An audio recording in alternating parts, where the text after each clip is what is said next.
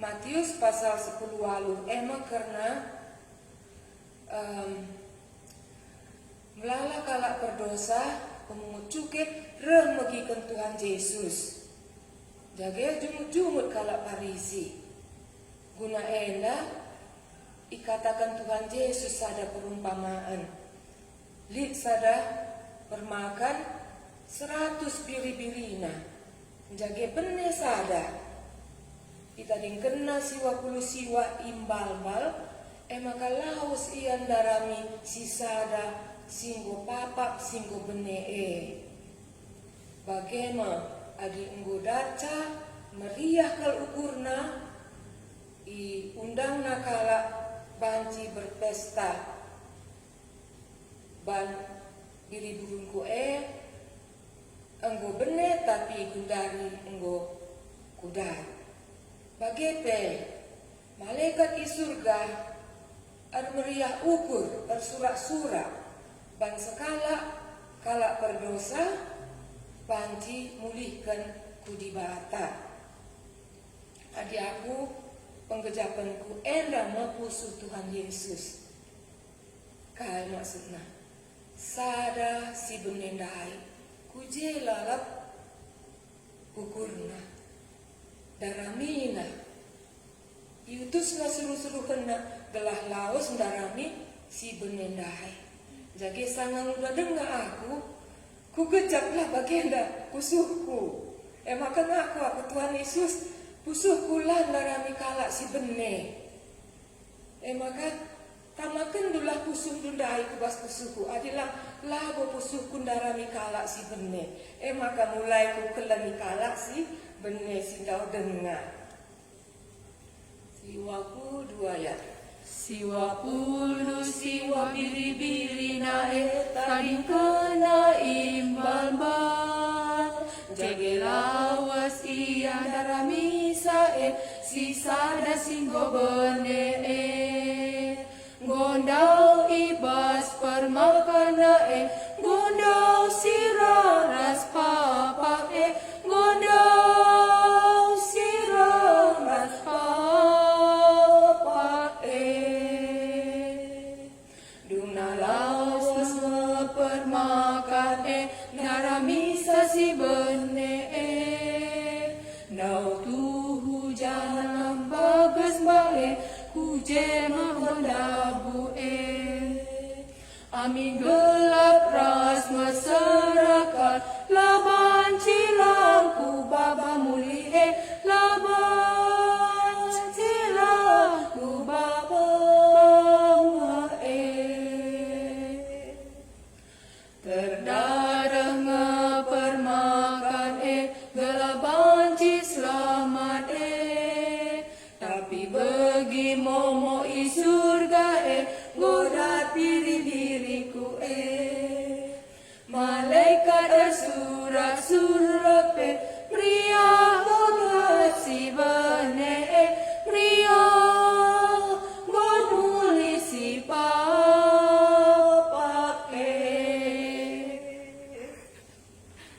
Sedangkan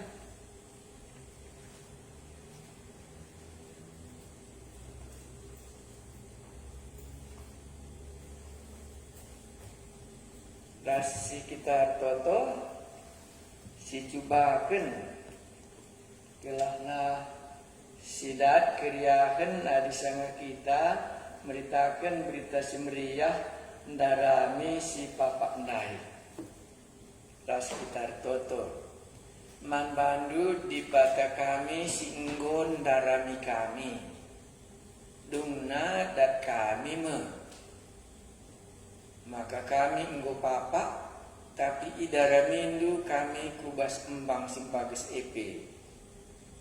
Maka laban cilang permakan EP melalang tedarah tapi meriah akak malaikat surga dan enggo dat si benindai. Banlah pusu kami sekala-sekala banci seri ras perukur permakan kami ndai darah misi enggo bapak ndai gila pula ia ibas embang simbagus dengar tapi banci pe ian darat banjidatna kegeluhan si rasa lala. Disembah kami di bata kami, permakan si tutuhu, ndarami kami singgo bene, jangan kundari ngo banci kami ersembah. Mantuhan kami Yesus, disembah kami di bata kami si tutuhu. Amin. Si buka Yeremia pasalnya yang ke-7. Kenapa? Karena pasal 7 itu yang lain sudah hampir sama semua. Jadi pasal 7 sudah sedikit lebih berbeda yang mau dicapainya. Mari kita buka Yeremia pasalnya yang ke-7. Yeremia pasal 7 ayatnya yang pertama. Judulnya sudah khotbah Yeremia mengenai bait Allah. Kalau nanti nggak selesai ini kita sambung besok. Ya, besok kita lebih terperinci. Jadi kita coba baca ayat 1. Karena dalam pikiran saya supaya kita bisa sampai mengerti membaca Alkitab. Khotbah Yeremia mengenai bait suci, ya. Firman yang datang kepada Yeremia daripada Tuhan bunyinya.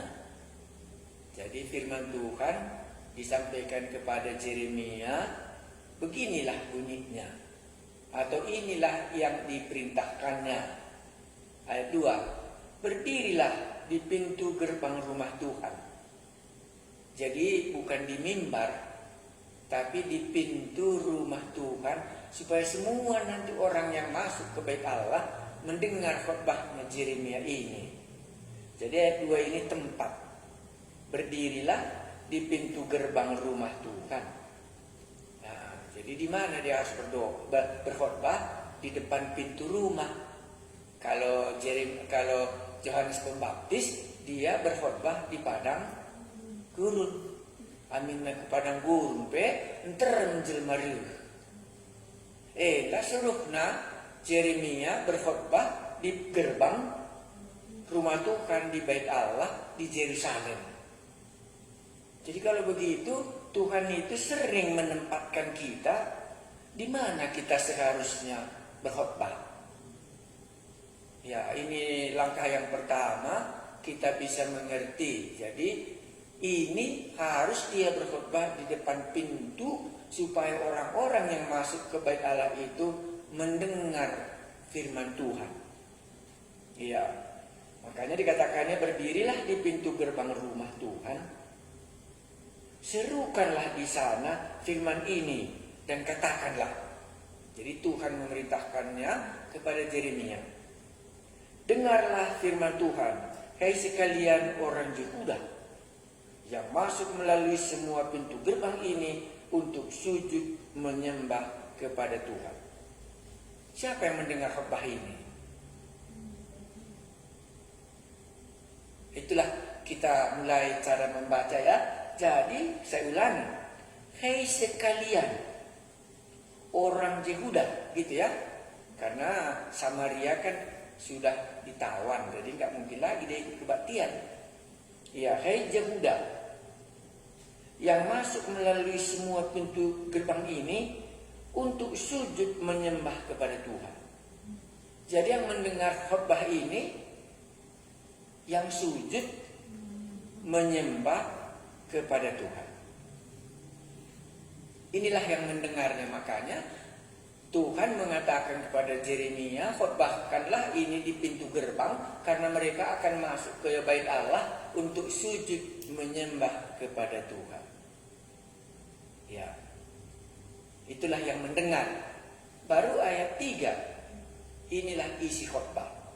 Berfirmanlah Tuhan semesta alam. Beginilah firman Tuhan semesta alam.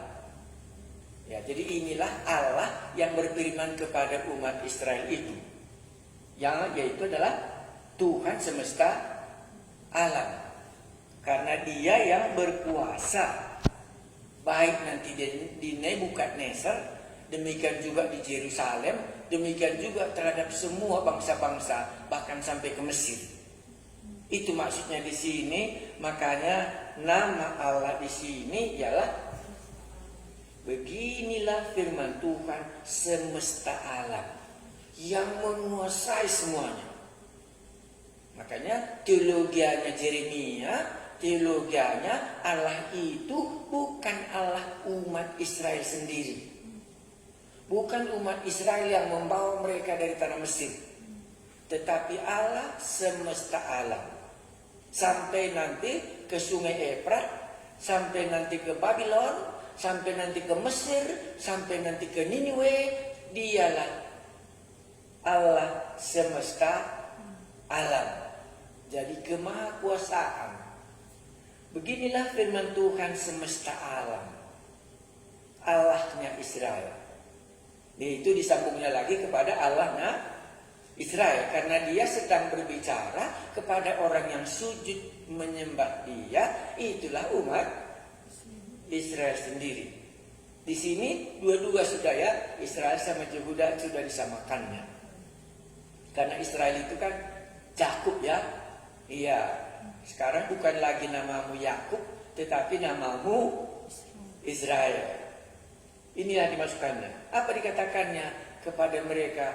Kalau tadinya Yakub berubah menjadi Israel, kan begitu.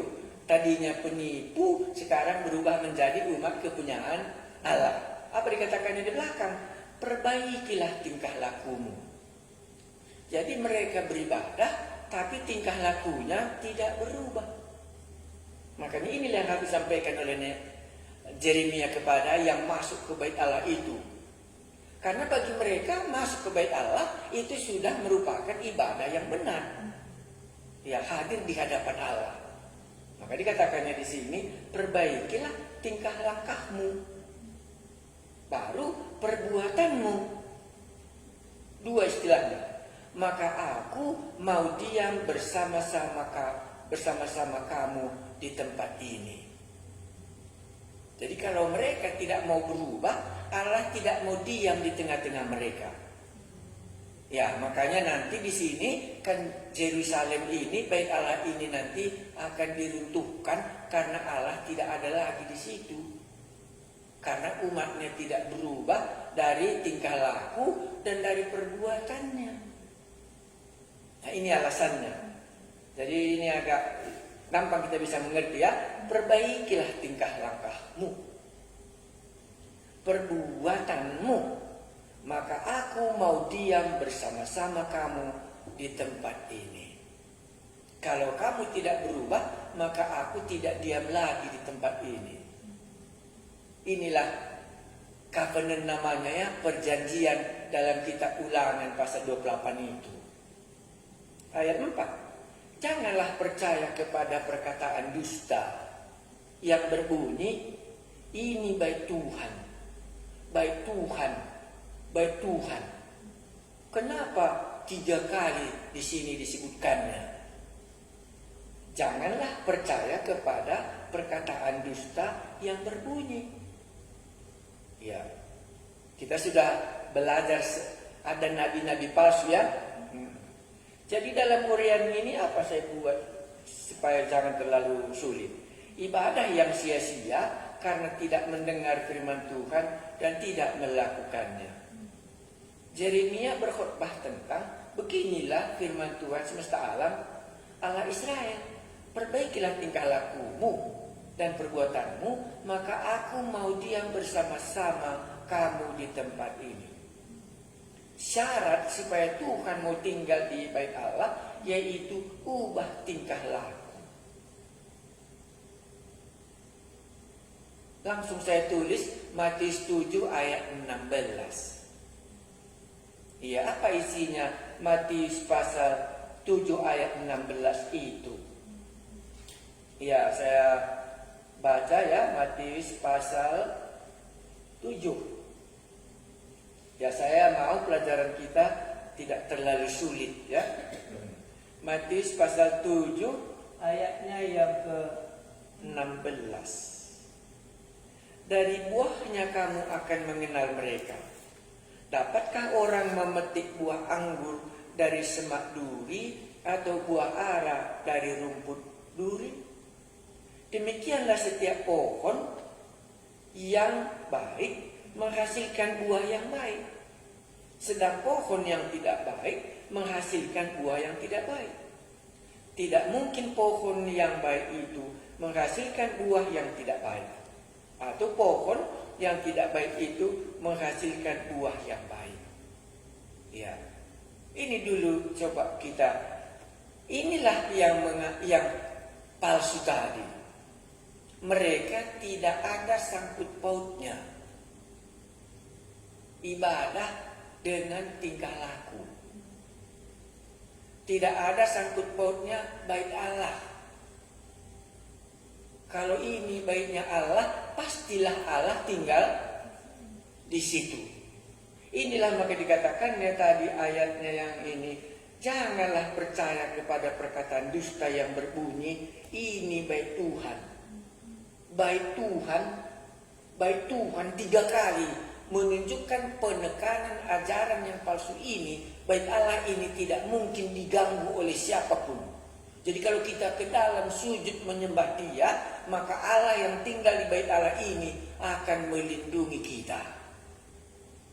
Tingkah laku tidak berubah pun tidak apa-apa, tapi pokoknya Allah ada di bait Allah ini. Dia akan tetap memelihara hidup kita asal kita sujud datang menyembah Dia di bait Allah ini.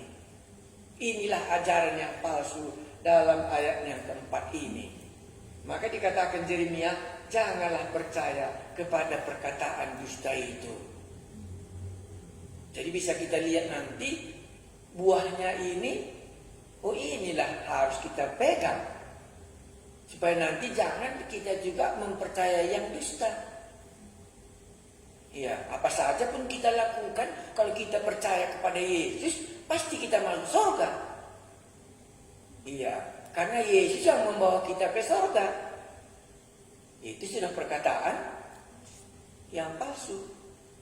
Makanya di sini tadi katakannya, janganlah percaya kepada perkataan dusta yang berbunyi, ini bait Tuhan, bait Tuhan, bait Tuhan. Tak mungkin ini ditinggalkan oleh Allah.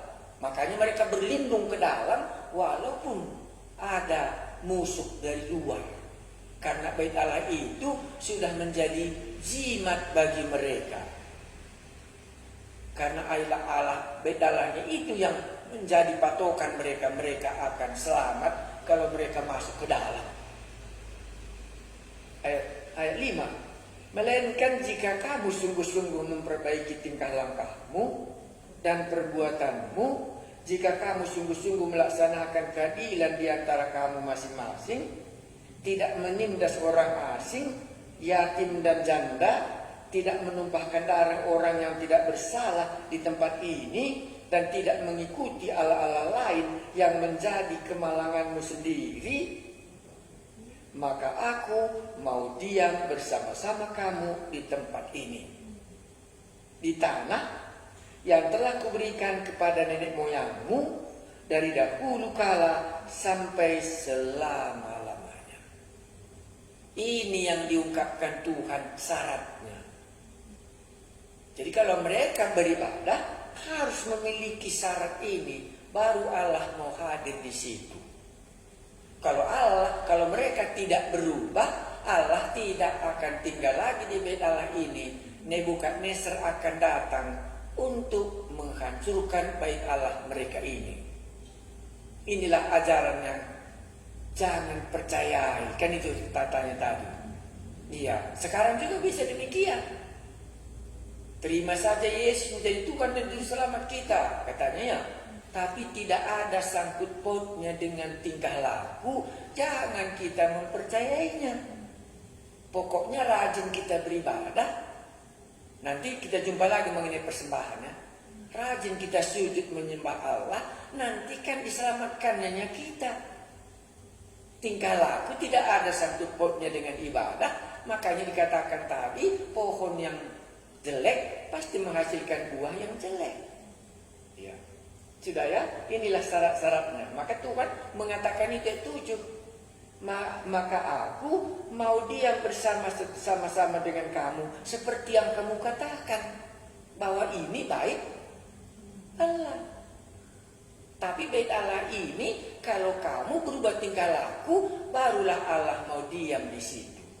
Kalau kalau kamu tidak berubah, maka bait Allah ini tidak didiami oleh Allah lagi, sehingga mereka lah tinggal di dalamnya. Waktu datang musuh, tidak ada kekuatan mereka.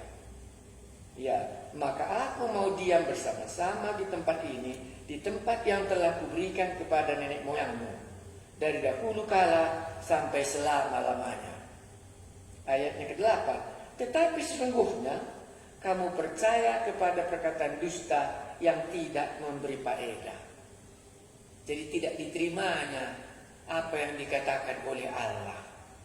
Dia tidak mempercayai apa yang dikatakan oleh Nabi Yeremia. Tetapi mereka lebih percaya kepada perkataan dusta yang disampaikan oleh nabi-nabi palsu tadi. Bisa kita lihat ya, nabi-nabi palsu tadi pegangannya dalam janji Allah, bahwa Allah hadir di baitnya. Iya, nabi-nabi palsu tadi janjinya bahwa apa? Bahwa tanah ini sudah milik kepunyaan Allah kita. Tidak mungkin kepunyaan Allah ini diambil oleh orang lain, karena Allah kita itu Allah yang maha kuasa. Betul. Makanya dibuatnya tadi. Maka aku mau diam bersama-sama dengan kamu. Ini kamu harus lakukan sesuai dengan yang kau katakan itu. Perbaikilah tingkah lakumu. Ya, kan begini tadi ayat 6. Inilah dosa-dosa mereka.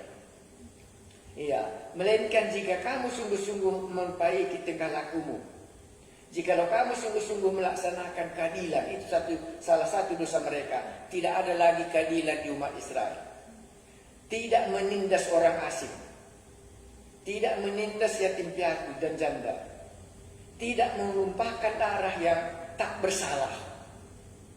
Itulah dosanya umat Israel di sini. Di tempat ini tidak mengikuti Allah lain yang menjadi kemalangan bagimu sendiri. Jadi karena kamu menyembah Allah lain, maka muncullah kemalangan bagimu sendiri. Ya, maka aku mau diam bersama-sama kamu di tempat ini. Ya, itulah yang bisa kita mengerti, yang telah kuberikan kepada nenek moyangmu dari dahulu kala sampai selama-lamanya. Tetapi sesungguhnya kamu percaya kepada perkataan dusta yang tidak memberi faedah. Jadi dia tidak menerima apa yang disampaikan oleh Yeremia. Malam ini juga Anda bisa mempercayai yang tidak berfaedah dan menolak apa yang benar. Maka Tuhan akan katakan ayat 9. Masakan kamu mencuri, membunuh, berzina, dan bersumpah palsu, membakar korban kepada Baal, dan mengikuti Allah lain yang tidak kamu kenal. Ayat 10. Kemudian kamu datang berdiri di hadapanku di rumah yang atasnya namaku diserukan, sambil berkata, kita selamat, supaya dapat pula melakukan segala perbuatan yang keji ini. Jadi rupanya mereka ini punya dua pemikiran. Walaupun mereka menyembah Baal, kan begitu di sini. Ini ada dua, menyembah Baal dan mengikuti Allah-Allah yang lain. Kemudian datang berdiri di hadapan Tuhan, di rumahnya, di mana nama Tuhan diserukan, sambil berkata, mantap ya, kita selamat katanya. Kenapa selamat? Karena kita berdiri di hadapan Tuhan, di rumah di mana nama Tuhan dipanggil di situ. Jadi sekarang juga asal dipanggil nama Tuhan, menurut mereka akan selamat. Jadi Anda sudah bisa lihat, makanya Yeremia tidak khotbah di mimbar, tapi khotbah di pintu masuk. Karena dari pintu masuk ini tadi khotbahnya dia, yang dikatakan oleh imam-imamnya dengan nabi-nabinya yang palsu supaya kita dapat pula melakukan segala perbuatan yang kecil ini. Jadi mereka takutnya sebenarnya akan menimpa hukuman akan menimpa mereka, karena itu mereka masih datang lagi kepada Allah. Wah, ini hebat ya. Ya, dia yakin kali di hadapan Allah itu cuma dia bisa selamat. Tapi di dalamnya itulah juga dia menyembah Baal, menyembah Allah-Allah lain, melakukan kejahatan. Tetapi supaya dapat selamat, mari kita pergi lagi 9. Kemudian kamu datang berdiri di hadapanku. Bisa kamu bayangkan? Berani dia berdiri di hadapan Allah? Bisa. Sekarang pun kurasa bisa. Dia baru menyembah berhala. Dia masih pergi berdukun pada hari Minggu. Datang juga dia berdiri. Bahkan ikut pula dia perjamuan kudus semeja dengan Tuhan. Karena itulah menurut dia yang akan menyelamatkan dia. Itu yang dikatakan tadi. Makanya mereka beribadah tapi tidak mentaati apa yang dikatakan Allah. Berani jago orang ini. Ya, nanti kita lihat bagaimana Tuhan buat mengajar mereka. Kemudian kamu datang berdiri di hadapanku di rumah yang atasnya namaku diserukan. Kalau tadi kita berbicara soal hubungan Israel dengan Allah sebagai suami istri, barusan dia apa katanya di sini melampiaskan nafsunya di luar dengan laki-laki yang lain. Sekarang datang lagi dia ke rumah bait Allah, datang lagi dia kepada suaminya yang suci ini. Berani dia. Bisa kita bayangkan kalau adalah di tengah-tengah jemaat, begini beraninya dia. Baru dia membuat berhalanya di sana, pada hari Minggu ikut pula dia semeja. Alasannya tadi apa? Karena di sini cuma kita bisa selamat. Enggak dipertimbangkannya itu bahwa suaminya itu sudah melihat dia cemar dan tidak akan menerimanya lagi. Hati nuraninya tidak lagi membandingkan. Kalau seandainya aku dibuat seperti itu, apakah aku bersedia menerima? Itulah makanya dikatakan yang tadi di sini. Kemudian yang mana? Sesudah mereka, ayat 9, masakan kamu mencuri, membunuh, berzina, dan bersumpah palsu, membakar korban kepada Baal, dan mengikuti Allah lain yang tidak kamu kenal. Kemudian, semua dilakukannya yang menjijikkan bagi Allah. Dan kemudian, datang berdiri di hadapanku di rumah yang atasnya namaku diserukan. Berani lagi dia datang ke bait Allah. Sambil berkata, hebat pula doanya. Apa katanya? Kita selamat. Supaya dapat pula melakukan segala perbuatan yang kecil itu. Nggak mau dia melepaskan Allah yang akan menyelamatkan dia. Tapi nggak mau pula dia melepaskan semua kejahatannya itu. Disatukannya. Marilah kita pergi ke bait Allah, di mana nama Allah kita diserukan, supaya kita selamat. Ayat 11. Sesudah menjadi sarang penyamun di matamu rumah yang atasnya namaku diserukan ini. Jadi dari sarang penyamun ya, kita langsung ingat apa waktu Tuhan Yesus datang ya. Ya, sarang penyamun di sini maksudnya semua penyamun yang ada di dalam itu, di rumah Allah itu. Sama dengan waktu Tuhan Yesus di bumi. Kalau aku sendiri melihat semuanya ini, demikianlah firman Tuhan. Sekarang ditambahkan Tuhan, kulihat semua apa yang kamu buat itu. Karena mungkin mereka berpikir tidak dilihat Allah. Makanya tadi Allah semesta alam. Dia tahu semua apa yang kamu lakukan itu. Nah, baru sekarang diajarnya mereka ini ayat 12. Ya, saya baca ayat 11 kali. Sesudah menjadi sarang penyamun di matamu rumah yang atasnya namaku diserukan ini. Kalau aku sendiri melihat semuanya ini, demikianlah firman Tuhan. Baru khotbah lagi dari 12. Tetapi baiklah pergi dahulu ke tempatku yang di Shilo itu. Karena sebelum Yerusalem bait Allah, itu di Shilo bait Allah, di mana tabut perjanjian Allah ditaruh di Shilo. Waktu zamannya hakim-hakim, waktu zamannya Hakim Eli, anaknya itu Pinehas dengan dua anaknya ini. Jadi di sanalah tabut perjanjian Allah itu. Dan apa yang terjadi, mereka ini tahu. Itulah maka saya tuliskan di sini mengenai Shilo itu. Itulah mengenai bait Allah. Dulunya belum bait Allah namanya, tapi tabut perjanjian Allah. Mulai dari ayat 12 mengenai Shilo, ini tempat tabut Allah di mana Allah tinggal dalam zamannya Yosua. Tetapi karena mereka tidak setia kepada Allah, tabut Allah itu ditawan oleh orang Filistin. Kita ingat ceritanya ini 1 Samuel pasal 4. Mereka bawa melawan orang Filistin karena mereka yakin kali kalau kita bawa tabut perjanjian Allah ini akan menang kita melawan orang Filistin. Mereka bawalah itu dan mereka bersorak-sorai dan mereka berperang. Itulah ceritanya dalam 1 Samuel pasal 4 ini. Dan dikatakan dalam cerita itu 30.000 orang Israel mati terbunuh oleh tentara Filistin. Dan cerita yang lebih dalam lagi, Eli tanya, bagaimana peperangan itu? Iya, anakmu mati, demikian juga anakmu satu lagi mati. Dan pada saat itulah Nabi Eli yang jahat anaknya, kan anaknya yang jahat. Akhirnya dia jatuh kembali.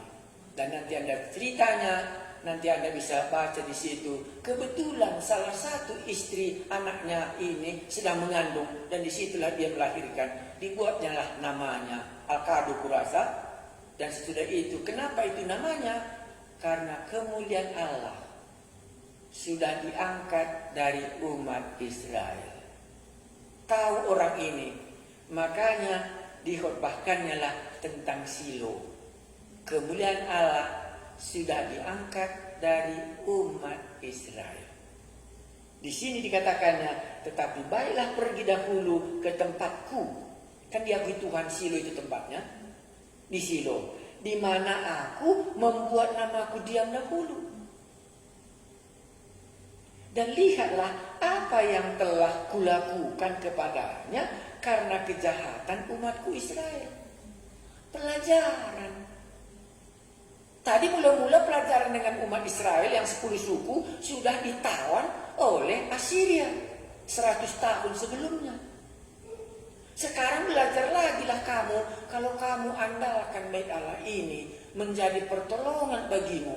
Lihatlah Shilo, waktu zaman Hakim Eli, bagaimana tabut perjanjian Allah ini, di mana namaku disebut dan di mana aku tinggal, ditawan oleh orang Filistin karena kejahatan. Sehingga nama anaknya Pinehas itu karena istrinya sedang mengandung melahirkan pada waktu itu, dibuatlah namanya Akadu kurasa. Kalau Anda bisa lihat 1 Samuel pasal 4. Artinya Allah telah mengambil kemuliaannya dari umat Israel. Untuk meyakinkan itu saya mau membacanya. 1 Samuel pasalnya yang ke-4 ya. Ya. Makanya dibuatnya lah nama anaknya yang lahir pada kekalahannya itu. Kemuliaan sudah diambil Allah dari umat Israel. Mulai pasal 1 ini semua ceritanya. Ya. Ayat 20 kurasa. Ketika ia hampir mati, berkatalah perempuan-perempuan yang berdiri dekatnya, janganlah takut, sebab engkau telah melahirkan seorang laki-laki.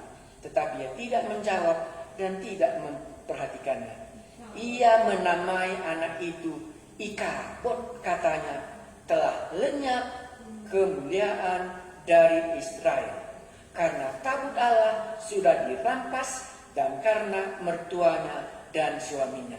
Katanya, telah lenyap kemuliaan dari Israel, sebab tabut Allah telah dirampas.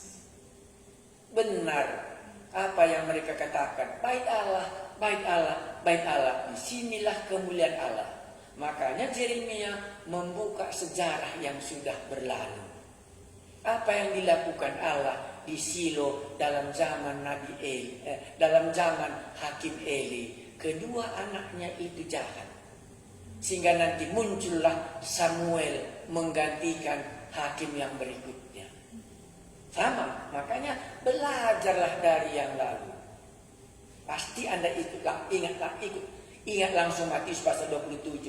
Waktu Tuhan Yesus katakan, ladang anggurku ini akan kuserahkan kepada orang lain.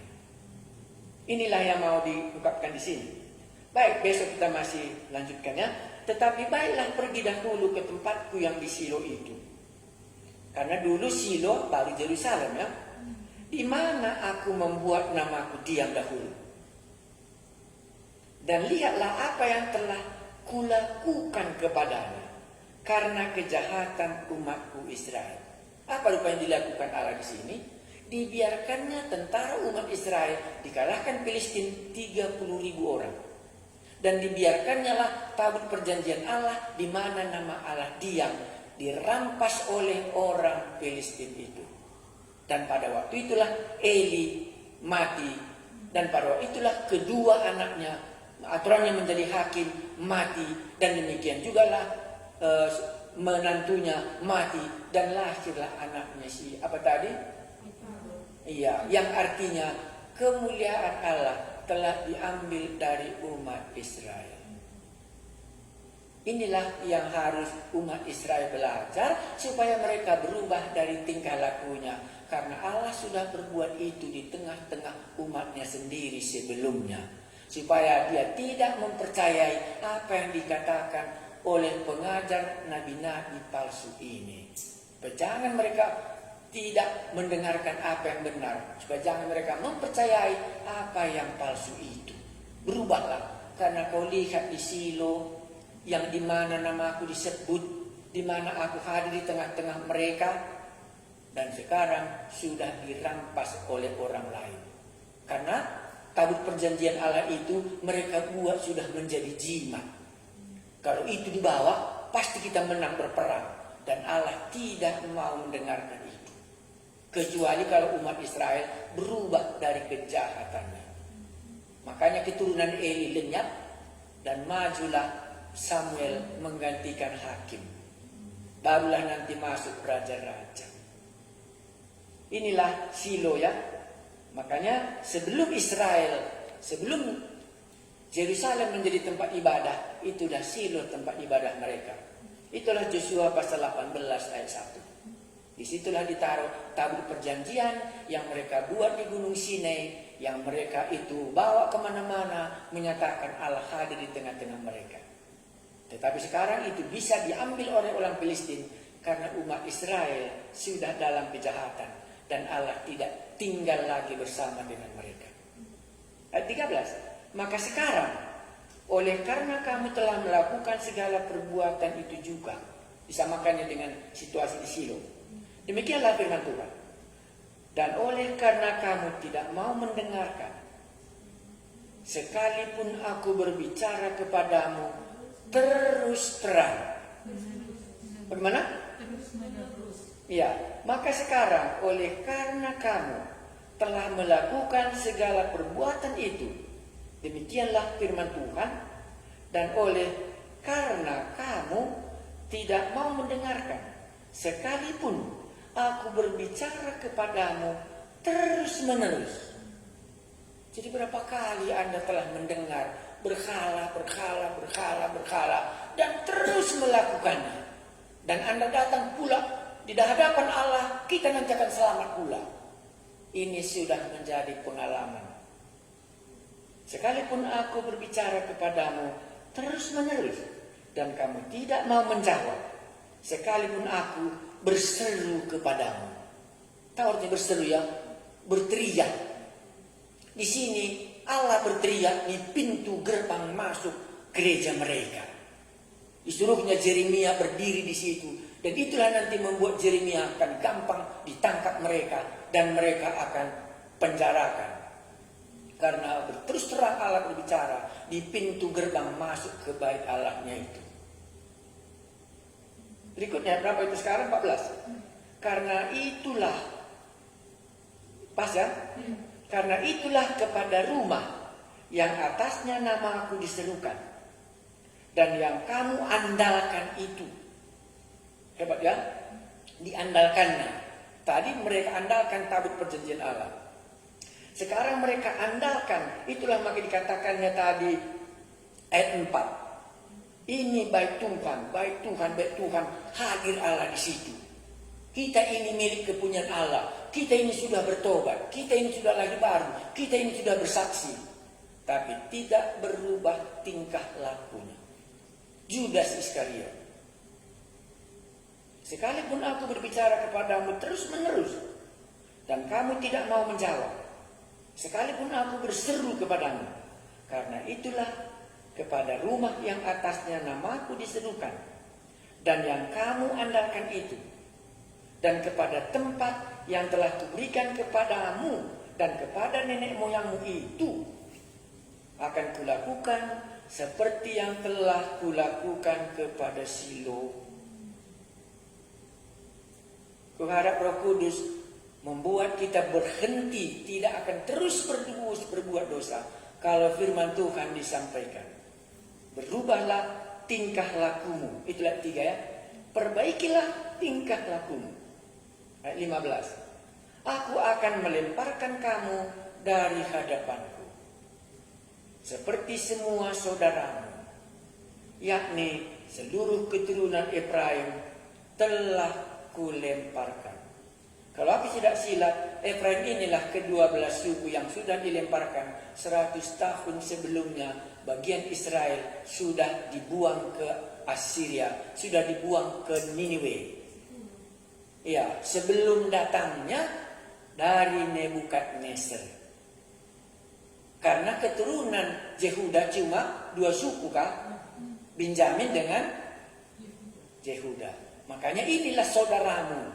Dipanggilnya satu, padahal yang dimasukkannya di sini adalah kerajaan utara, itulah Samaria ibu kotanya, sudah lenyap 100 tahun sebelumnya.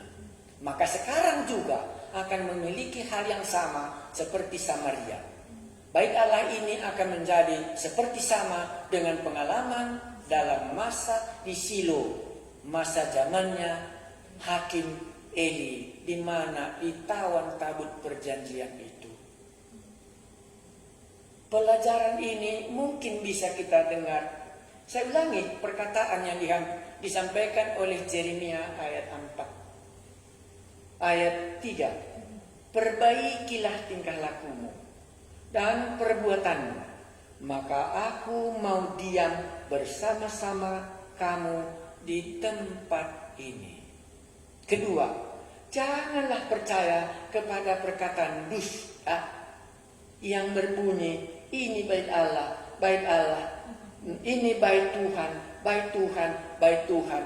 Maka dijawab Tuhan menjelaskan semua pengharapan orang ini, mulai dari Silo.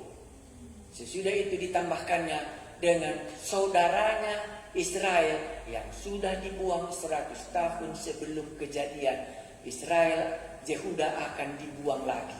Maka disumbungnya, aku akan melemparkan kamu dari hadapanku seperti Silo sudah dibuang, seperti semua saudaramu, yakni seluruh keturunan Efraim telah kulemparkan. Janganlah kita percaya kepada perkataan yang palsu. Bertobat, percaya, bersaksi, sudah kita pasti selamat. Kalau tidak berubah tingkah laku kita, maka kita akan menjadi sama seperti orang Yehuda yang kita dengar malam ini. Nanti kita sambung besok mulai berikutnya, karena malam ini cuma saya senang membagikannya supaya jangan berat. Ya, jadi Yeremia berkhotbah di mana tadi di depan pintu masuk ke bait Allah. Maka isi khotbahnya menyangkut bait Allah. menyangkut umat Israel yang sudah ditawan, menyangkut tingkah laku. Jangan lagi menyembah berhala, jangan lagi ini, jangan lagi ini. Perbaikilah tingkah laku. Saya kata, perbaikilah tingkah laku, maka aku mau diam di antara kamu. Iya, nanti kita baca, besok kita bisa sambung berikutnya. Ya, itulah kurasa, makanya di sini adalah kesimpulan bahwa Yerusalem di mana tempat bait Allah akan dirampas oleh Nebukadnezar. Nanti kita lihat lagi berikutnya khotbahnya Yeremia. Karena walaupun sudah dikatakan di sini, sudah dikasih ceritanya Silo, sudah dikasih lagi ceritanya mengenai Israel sudah dibuang, mereka tidak berubah tingkah lakunya. Jadi nanti disambung lagi khotbah berikutnya. Akhirnya nanti besok kita cerita di bawah, mengapa Allah dilarang, mengapa Yeremia dilarang oleh Allah untuk berdoa. Itu sudah ayat 16. Itu besok kita baca, sebab besok kita mencoba melihat kenapa Allah melarang Yeremia berdoa, mendoakan umatnya Yehuda ini. Ya pasti nanti Anda baca ya, di dalam perjanjian baru juga ada satu kalimat, itulah 1 Yohanes pasal 5 ayat 16 sudah sebut sini, janganlah doakan orang itu. Ya inilah yang dapat kita sama-sama, mari kita berdoa. Sebagian kami pasti orang yang sering beribadah, tetapi firman-Mu ini bagi kami, perbaikilah tingkah lakumu, sehingga aku mau diam di tengah-tengah kamu. Karena keyakinan kami penuh waktu kami percaya Roh Allah dimeteraikan di dalam hati kami, tanda milik kepunyaan. Dan waktu kami percaya dilahirkan kembali.